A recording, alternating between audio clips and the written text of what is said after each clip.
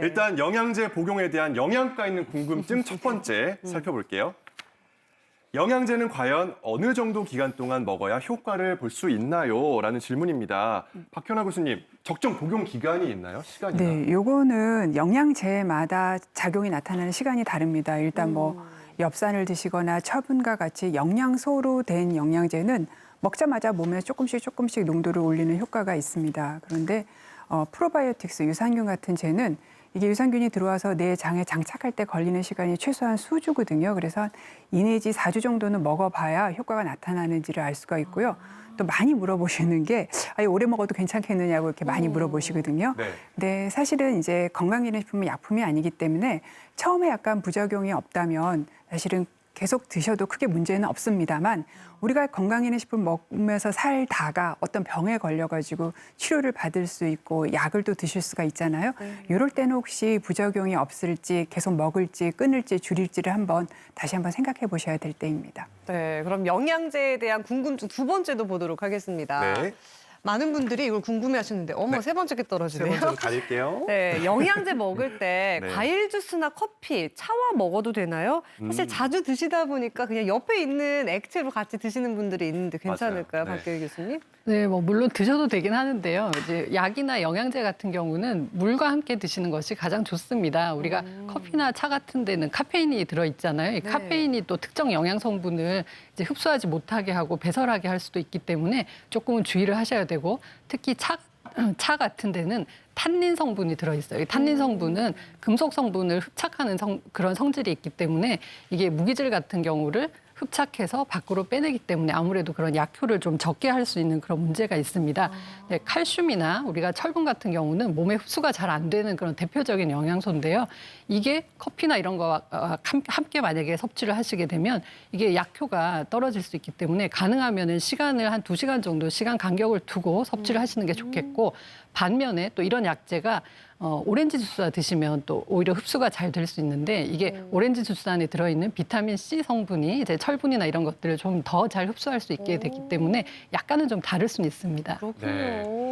뭐 이거저거 복잡하다 하시는 분들은 약과 영양제는 무조건 물과 함께 이렇게 기억을 해두시면 더 좋을 것 같습니다. 그렇겠네요. 네. 자, 계속해서 영양가 있는 궁금증 세 번째 볼게요. 영양제의 정해진 일일 섭취 용량의 절반씩만 먹어도 효과가 있나요? 라는 질문인데요. 실제로 매일 2알 먹기 귀찮거나 깜빡해서 1알만 드시는 분도 계시거든요. 어떤가요? 네, 사실 이제 우리가 약을 먹을 때는 약의 효과를 나타내기 위해서는 정량을 드시는 게 가장 좋죠. 그래서 우리가 뭐 머리가 아파서 진통제를 드시면 두통이 없어지잖아요. 그러면 이제 효과가 있구나 이렇게 알 수가 있는데 사실 이런 영양제 같은 경우는 이게 정말 섭취를 하고 난 다음에 어느 정도의 효과가 나타나는지 이제 그런 것들을 자각 증상이나 눈에 띄는 그런 뭐 보이는 것이 별로 없다 보니까 잘 알 수가 없습니다. 근데 한 가지 중요한 것은 내가 만약에 이게 결핍이 돼서 나한테 부족하기 때문에 병원에서 처방을 받아서 먹는 영양제라면 그거는 정량을 지키는 게 반드시 맞습니다. 근데 그렇지 않고 그냥 내가 그냥 좋아 보이니까 먹겠다 이렇게 되면 사실은 이 약 자체가 어떤 효과가 있는지도 약간 애매한데 사실 반 정도 드신다고 해서 그게 효과가 너무 적어져서 뭐 문제가 생기거나 이제 그런 것들은 아니고요. 되게 더 문제가 되는 것은 고용량을 과다하게 섭취하는 것이 문제가 되기 때문에 오히려 과다 섭취를 주의하시는 게 좋겠습니다. 네, 그럼 영양제에 대한 영양가 있는 질문 네 번째도 보도록 하겠습니다. 네. 영양제나 건강기능식품을 먹으면 안 되는 사람도 있을까요, 박현아 교수님? 오. 어떤 영양제가 더 도움이 되시는 분도 있고 반대로 부작용이 생기시는 분이 있기는 하죠. 그렇죠. 하지만 절대적으로 모든 영양제를 먹으면 안 되는 분은 없습니다. 하지만 분명히 영양제를 먹을 때 신경 쓰셔야 되는 분들은 있는데요. 제일 첫 번째로는 간이랑 콩팥이 안 좋은 분입니다.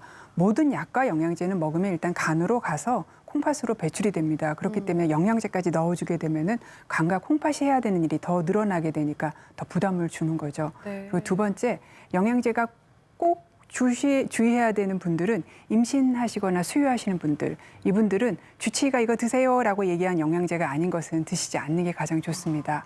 그리고 세 번째, 두 분 교수님이 앞에서 얘기하셨는데 항암 치료를 한다거나 수술을 한다거나 어떤 내가 중요한 의학적인 치료를 해야 되는 그 시점에서는 내가 먹는 영양제가 혹시 치료에 방해되지 않는지 한 번 정도는 확인이 꼭 필요한 상황입니다. 이거 술을 많이 마시고 이 간이 안 좋은 사람이 간 영양제를 먹는다? 애를 막 혼낸 다음에 달래는 거 이런 상황인 것 같은데 이거 어떻게 해야 되나요? 이거 끊어야 되나요, 교수님? 아니, 정답을 알고 계시면서 지금 말씀하신 것 같아요. 일단 술이 문제가 되고 간이 그 정도로 안 좋으신 분이면 사실 술을 드시지 말아야 되는 거고요. 앞서 박경화 교수님 말씀하신 것처럼 이게 모든 영양제, 의약품이 다 간에서 대사가 되기 때문에 간 질환이 있는 경우 영양제 부작용이 있을 수가 있습니다.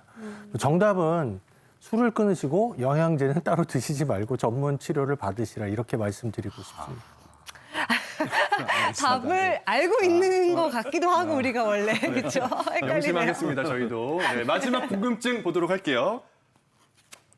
영양제끼리 좋은 궁합, 나쁜 궁합, 영양제별 최적의 복용 시간이 있나요? 라는 질문인데요. 박 교수님, 영양제도 궁합을 봐야 되는군요. 네, 궁합까지는 뭐 하지만은 신경 쓸 부분이 조금 있기는 합니다. 네. 일단 오메가3는 비타민 E랑 같이 드시면 좋아요. 오메가3는 불포화 지방산이기 때문에 이게 기름이라서 금세 쩝니다. 그런데 비타민 E가 항산화제이기 때문에 기름이 산패되는 걸 막아줍니다. 그다음에 아스피린을 드시면 비타민 C의 흡수도 떨어뜨리고 배설도 증가시켜서 비타민 C의 효과를 좀 낮추죠. 그리고 무엇보다 더 중요한 건 둘 다 먹으면 위장 장애가 많이 생기는 약과 영양제이기 때문에 요거는 조금 나쁜 궁합이라고 할 수 있습니다. 자, 아까 김덕현 씨께서 홍삼 먹으면 벌렁벌렁한데 건강에 좋기 때문에 먹어야 된다 이렇게 얘기를 하셨는데 가능한 아침에 드시면은 얘가 사람을 조금 깨우고 흥분시키는 효과가 저녁에는 떨어져 있기 때문에 저녁에 수면 방해를 좀 낮출 수가 있고요. 또 반대로 먹으면 좀 졸린 것도 있습니다.